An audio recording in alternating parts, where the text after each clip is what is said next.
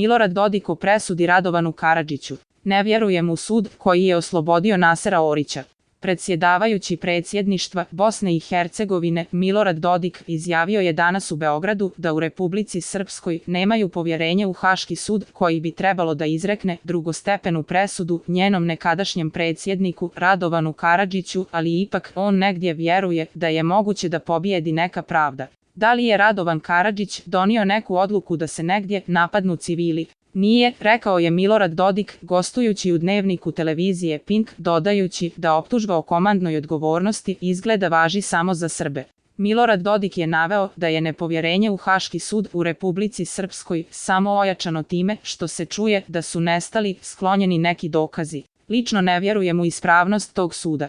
Nije ispunio svoju misiju da svojim odlukama obezbijedi osnovu za pomirenje, rekao je Milorad Dodik. Prema njegovim riječima, nemoguće je da je samo jedna strana kriva. Optuženo je političko i vojno rukovodstvo Republike Srpske, a ratni komandant Srebrenice, Naser Orić, o čijim su zvjerstvima snimani filmovi, oslobođen je, rekao je predsjedavajući predsjedništva Bosne i Hercegovine Milorad Dodik. Nekadašnji predsjednik Republike Srpske Milorad Dodik je stao u odbranu haškog optuženika za ratne zločine Radovana Karadžića, ustvrdivši kako on nikada nije naredio počinjenje bilo kakvih zločina, te kako se samo borio za slobodu Srba u Bosni i Hercegovini. Međunarodni kazneni sud za bivšu Jugoslaviju za 20. mart 2019. godine zakazao je izricanje drugostepene presude Radovanu Karadžiću, koji je optužen za najteže ratne zločine u Bosni i Hercegovini, uključujući i genocid.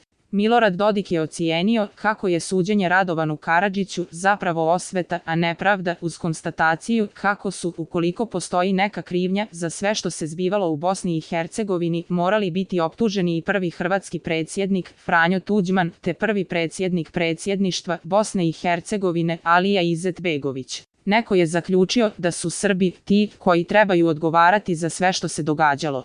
Nije bilo odgovornosti drugih, ni Franje Tuđmana, ni Alije Izetbegovića, ni predstavnika političke elite Hrvata u Bosni i Hercegovini, poput Stjepana Kljujića i ostalih, rekao je Milorad Dodik. I zato to nema element pravde, nego osvete, zaključio je Dodik. Radovan Karadžić se u tome našao samo zato što je bio predsjednik. Nemoguće je dokazati konkretnu krivnju čovjeku koji politički predstavlja jedan narod. Oni su našli tu priču o kolektivnoj odgovornosti koju pripisuju mnogim Srbima i taj koncept se održava.